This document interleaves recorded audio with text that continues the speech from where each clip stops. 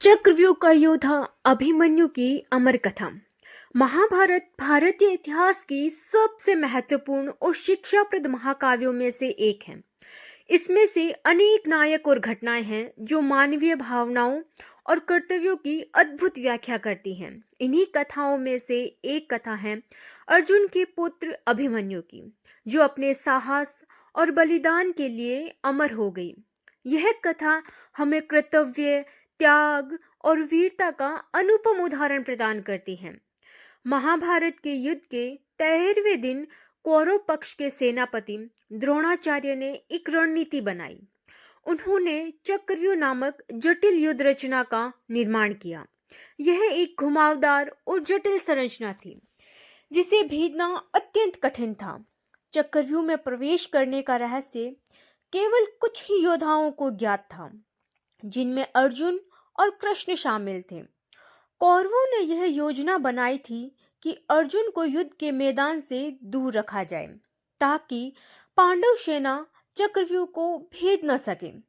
इसीलिए कौरवों ने अर्जुन को समुद्र की दिशा में गंधर्वों की एक छद्म युद्ध में उलझा दिया।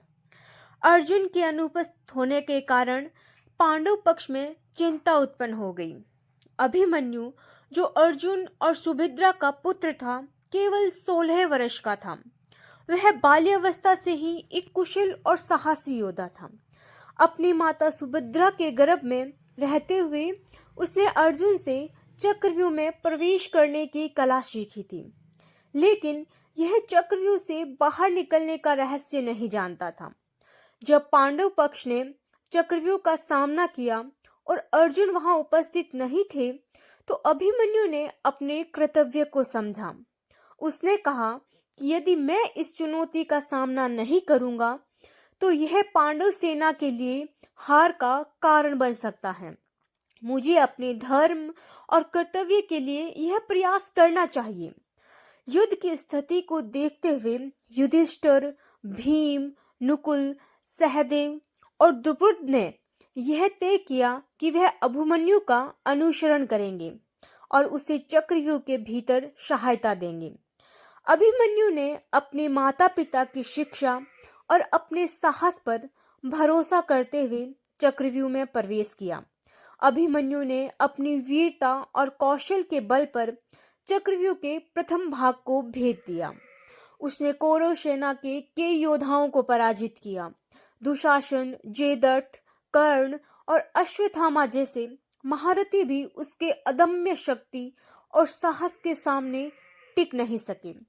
वह अकेला ही कौरव सेना के भीतर तबाही मचा रहा था, लेकिन जयद्रथ, जो सूर्यदेव से वरदान प्राप्त था कि वह पांडवों को चक्रव्यूह में प्रवेश करने से रोक सके, उसने पांडवों को चक्रव्यूह के बाहर रोक दिया। इसके कारण अभिमन्यु चक्रव्यूह के भीतर अकेला रह गया।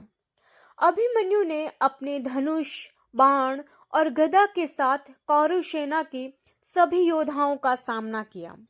उसने दुशासन के पुत्र को मार गिराया और कर्ण, द्रोणाचार्य और अश्वत्थामा को भी कड़ी चुनौती दी, लेकिन अंततः कौरव पक्ष ने अधर्म का सहारा लिया। उन्होंने सामूहिक रूप से अभिमन्यु पर आक्रमण किया, जो कि युद्ध के नियमों के विरुद्ध था।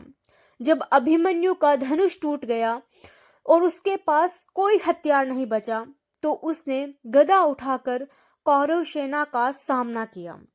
गदा से उसने दुशासन के पुत्र को परास्त किया और कई अन्य सैनिकों को धराशाही कर दिया, लेकिन कौरवों के महारथी जैसे कर्ण, द्रोणाचार्य, अश्वत्थामा और कृपाचार्य ने मिलकर उस पर चारों ओर से आक्रमण किया। उसकी ढाल टूट चुकी थी, उसके शरीर पर अनगिनत बाण लगे हुए थे, लेकिन वह अंतिम क्षण तक हार मानने को तैयार नहीं था। अंततः कौरवों ने अनुचित रणनीति अपनाते हुए सामूहिक रूप से उसे घेर लिया। अभिमन्यु अकेले अपने प्राणों की आहुति देता रहा, लेकिन किसी भी तरह से उसने अपने साहस और योद्धा धर्म का त्याग नहीं किया। अभिमन्यु की वीर गति ने युद्ध भूमि को रक्त रंजित कर दिया। उसकी चीखें नहीं बल्कि उसका साहस गूंज रहा था। उसकी मृत्यु ने पांडव पक्ष में शोक और आक्रोश की लहर दौड़ा दी। जब अर्जुन को अपने पुत्र की वीर गति का समाचार मिला तो उन्होंने प्रतिज्ञा ली कि अगले दिन सूर्यास्त से पहले जयद्रथ का वध करेंगे, चाहे इसके लिए उन्हें अपने प्राणों की आहुति क्यों न देनी पड़े।